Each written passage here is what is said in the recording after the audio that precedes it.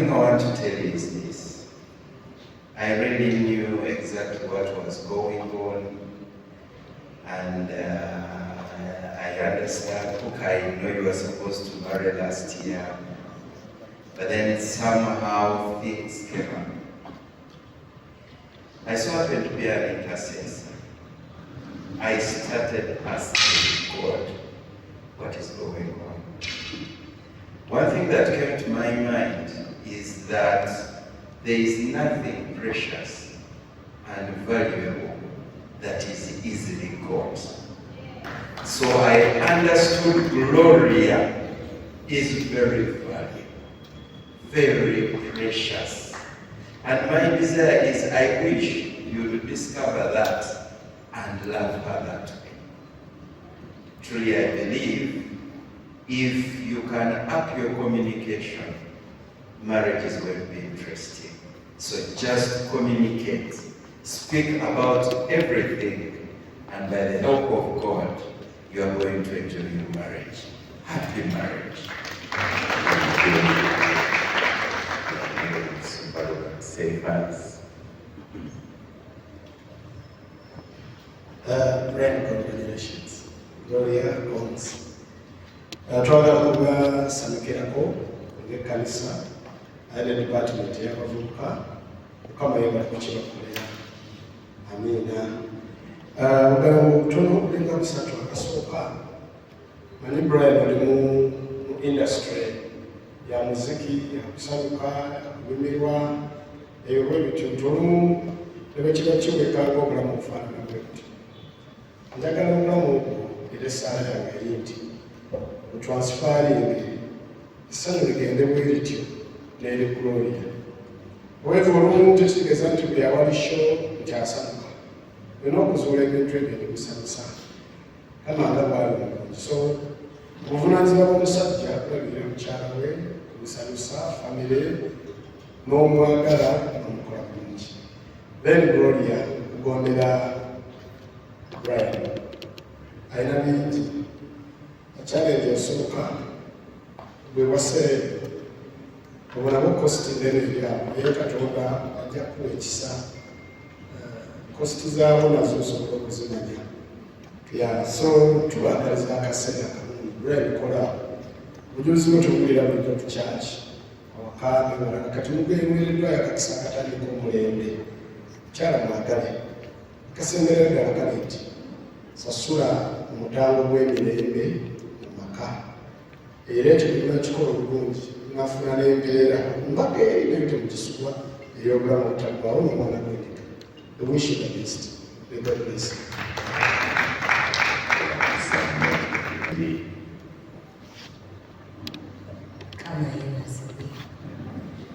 Congratulations, Brian and Gloria. We give God all the glory. You've received this gift of marriage through prayer, and I just want to encourage you to continue praying with each other and praying for each other. Please, as you start this journey of marriage, if you make prayer a priority in your marriage, praying with, holding hands and praying together, and also praying for each other, that will enable you to go through that journey and you will succeed. May God bless you.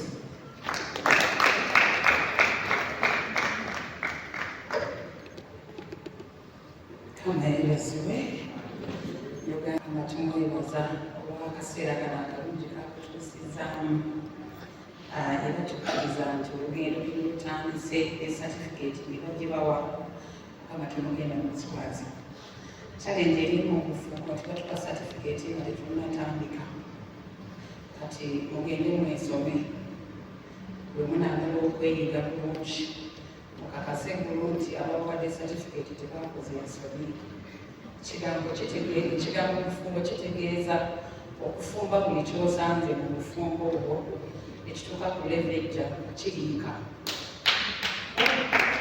Ntegedde bulungi buulo byonna byogenda okusanga mu mulenzi oyo mulungi bifumbe otuke ku leve ebigaalya obimire kyetukusuubira kujja ngudduka byogenda okusanga okuva ekiro ky'olwaleero tukusuubira obifumba kwekakasa tubalinamu essuubi lingi nnyo tugenda kubeera emu ku kapo ezigenda okubeerera mu bufumbo ate mu kusanyukiremu bufumbo buluma challenge mujja zisanga naye zibaamu akaseera era zimala ne zigenda ffenna abali wana bufumbo tuzisanze naye tulina bwe tukale tunakalesinga nadduka kino nani kisuubiddwa buli lunaku kkiriza mwesome mwenyige ate mutumirire ekyokulabirako ekirungi eri basinga batannaba kujja tubagaliza obufumbo obulungi bugende buzaala abaana abalungi mutuyimbire ennyimba ennungi musigale nga muweereza Katonda omukisa gwa kitaffe n'omwana bwe bakulembere mubava obukiikaddyo n'obukiikakkono ebuvanjuba n'obugwanjuba tubasabira okukulaakulana ku sipiidi omwoyo wa sipiidi mu kukulaakulana muli obadde omu kati muli babiri omwaka omujja mujja kuba basatu kati omwoyo wa sipiidi oyo abamuyiriza ebintu mukama batusanyisiza. Brian and Gloria, I love you so very much. I just want to read for you a scripture that is in the book of Ephesians chapter 5 and verse 22. The Bible says, wives, be subject to your own husbands as to the Lord. And verse 25 is Ephesians 5 and verse 25. The Bible says, husbands, love your wives as Christ loved the church and gave himself up for her. God bless you. Abasinga twakumireko mukyala asemyeyo mukyala saakise kubaga mukyala wange tumaze naye eza kigenda 18 kimuwange era kanisa lwatugatta tukyali kanisa eryekadde. Haleluya. Ebigambo byange genda kubijjamu ebyo byasomye ebisembyeyo ati nabadde nabisomye dda atubagatta kitegeeza omwoyo wa Katonda abadde abimweza. Ekisoose kigambe husbands love your wives. Ekyo kigambo kyamaanyi nnyo kwagala kulina amaanyi kwaleeta mukama waffe okuba mukulu azetu waffe wakwagala n'okwagala kwa kitaffe. Amiina. Ekimanya ensonga zino zaatandika lwakwagala. Ekimanya waliwo Brian wasuula ekigambo eri Gloria n'okigoberera nakati okituukiriza. Naye ate ng'embaga nazo baawo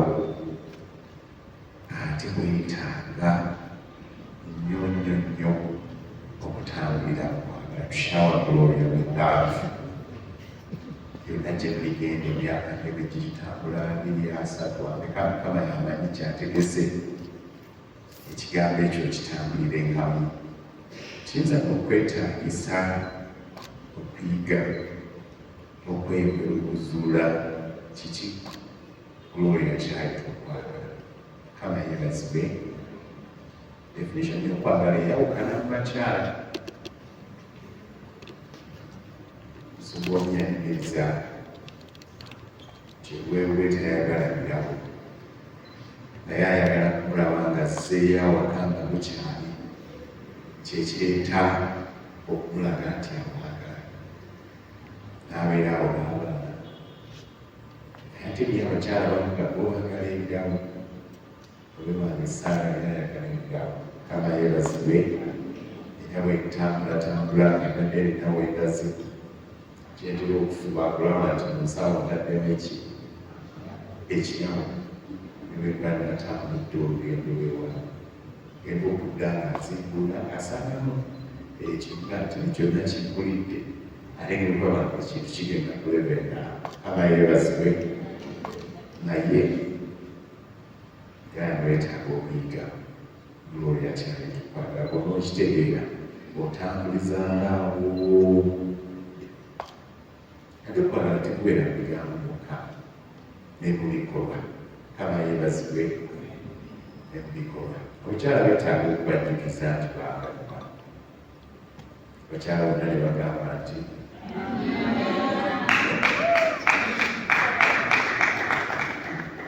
ate kati byavugana bya WhatsApp osobola textinga nga bukyali kagenda olweggulo olaba enjawulo ne bwoba veteran obufuba obubadde bwatandika okunyenga ebbaka bwekasindikira omwagalo waabo ojja kulaba enjawulo Mukama yeebazibwe ekigambo ekyalibaavu nga kivudde eri omwagalo waabo kirina amaanyi Mukama yeebazibwe so tambulizangaawo obufuba obw'okwagala haleluya Then omutume Pawulo ebigambo ebyo by'omusumba Saala Nsoni yabigamba abakyala wives submit unto your husbands, for the husband is the head of the home. Ekigambo ekyo ekya submission Gloria okijjukire nga emyaka gye nnaatambula Mukama ne bwakuwoomaganya n'oyongera n'osoma empapula nazeeyongera nnyo ddala omwami asigala gwe mutwe ki wabaka Mukama yeebazibwe n'ofuuka honorable MP wa constituency eyo gyesimanyi gy'ovaamu bw'oddayo awaka omwami asigala ki asigala mwami olumu abakyala basobola okubatiikirira okusinga abaami olw'ebyalo Joyce Meyer obuulizi wanjiri mwanedde gyali naye olukuulirako enjiri kya Joyce Meyer ayatikirira nnyo omukyalo yansanyusa nti ali submissive nnyo eri omwami we Mukama yeebazibwe ogenda mu paliamenti ofuuka honorable MP naye obona okwata lwokya makaago omwami asigala mwami ekirungi bw'ofumbirwa gospel artist olw'eddanga some statements Mukama yeebazibwe olw'olumalo bwe tugenda bagamba Saala Serumaga bamumanyi nnyo omwami Serumaga yeetambulira naye mukyasaala ne submissive Mukama yeebazibwe ekyama ekiryawo kikulu okukuuma Gloria esente zo ne bezeeyongera nnyo ne zisingeza Brian omwami asigala yeki ye mwami yansembera okumaliriza eddanga tukyali medical school emusawo abantu twatulanga ne tulengera abantu abakulu abamu gatugakuba zasaali basiza musawo naye ndoza kyali ndowooza yajja buzi okuba olutwala abantu abamu abasomye abakuledde abakoze ebintu ebyo ate abamu nga basinga omanda kibakuba abaami bange baafa naye lozanga bwe bafuna essente ne status ebintu byonna ensonga za submission ezimatawanya Mukama yeebazibwe era olumu nga tetwegomba obeera sayidi eyo si bonna naye awo naye ekyo nkyogera eri omuntu yenna nga mukyala ofuba obubadde buyinga kiyinza okuba nsonga ya submission kubanga omusajja gwe mutwe gwaki gwamaka Mukama yeebazibwe era bw'oba obadde wano amakaago gaali gayuga naye gayuga lwa nsonga za submission nayo okakkalire omwami we Mukama ajja kuwonya amakaaga mmwe haleluya ebigambo ebyo kambikomyawo kansabe omukisa akano nga tugenda mukiddako taata nnya ku lwa Brian ne Gloria bakatuhaire n'ekisa ky'obabadde mu lugendo tubagudde ebigambo eby'enjawulo naye ng'ekkanisa tubasabira omukisa mukolo gw'okubeera wamu nabo ekisa kyo kibagobere nti bagenda Mukama obulungi bwona ekisa kyo Katonda wange obeere wamu nabo obeere Katonda waabwe Katonda w'abaana baabwe Katonda w'abazzukulu baabwe obatuukirize mu biro bya Mukama mu linnya lya Yesu amiina kati ali kulimu agenda kumpaayo oluyimba abagole bajje basayinge ebitabo by'ekkanisa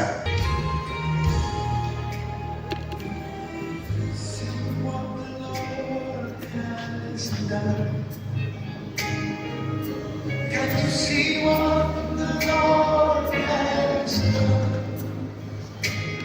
What we wait, see what the Lord has done.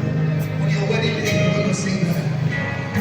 Can you see what the Lord has done? When you walk into that property, can you see what the Lord has done? When that healing happens, what we've been praying for, He has brought to pass.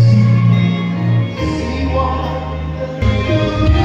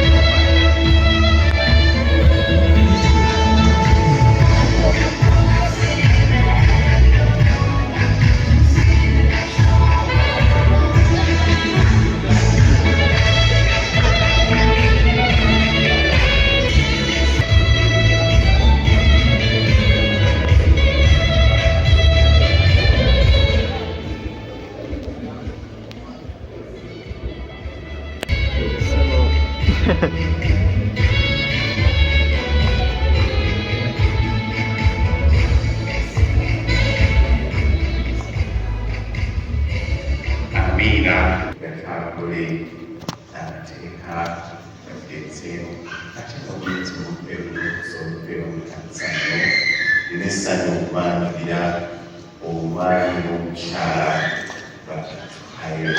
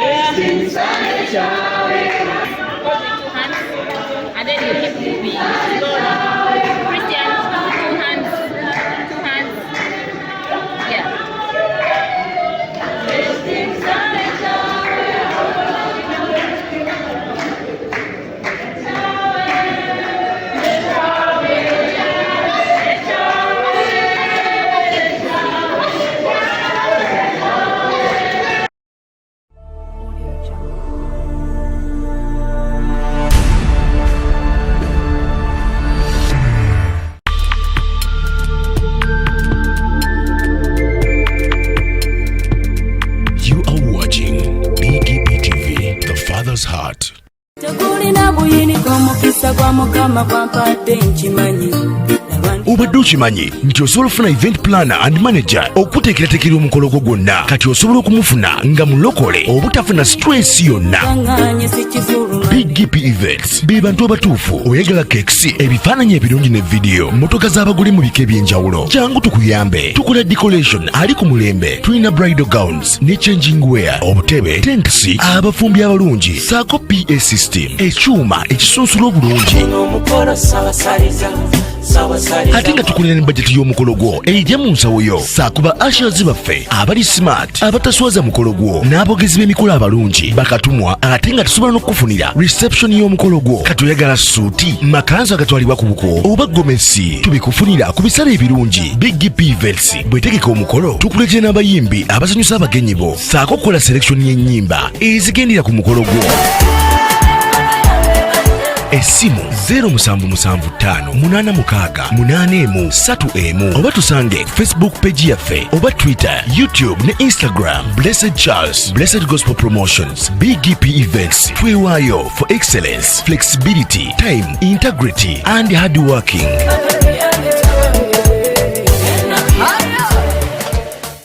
Big GP Events, likinga, subscribinga, oba ogoberere era oyanirize n'omulala byonna bya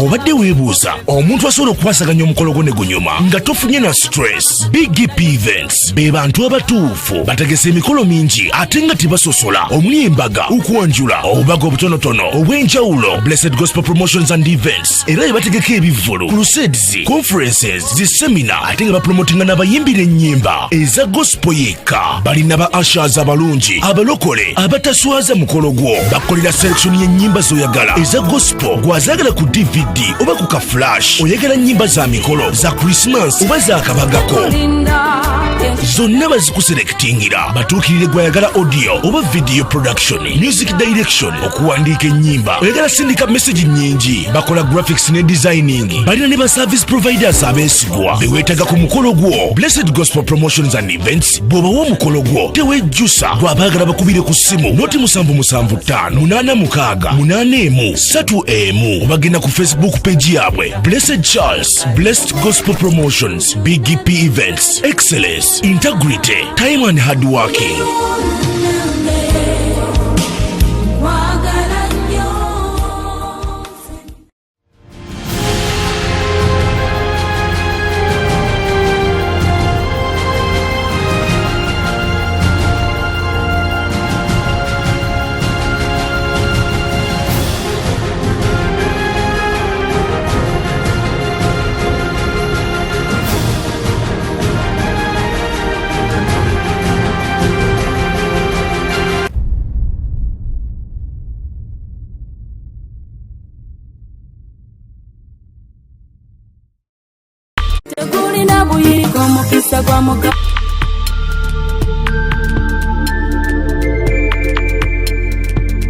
You are watching BGP TV, The Father's Heart.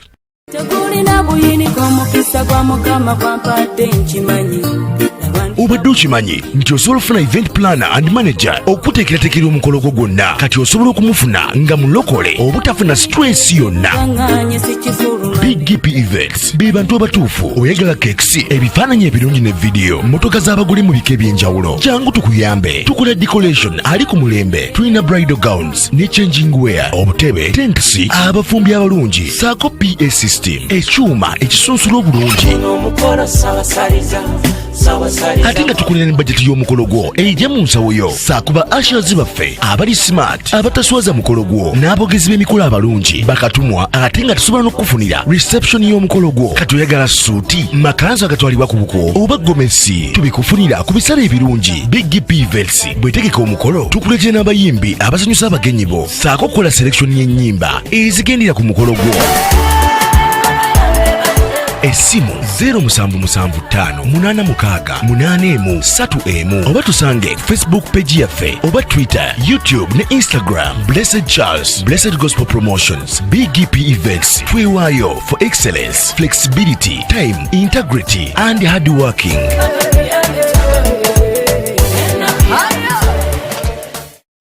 P Events. Likinga, subscribinga, oba ogoberere era oyanirize n'omulala. Byonna bya Congratulations. nnyo tugenda kubeera emu ku kapo ezigenda okubeerera mu bufumbo ate mu kusanyukiremu. Marriage is so sweet. Bufumbo buluma. Challenge mujja zisanga naye zibaamu akaseera era zimala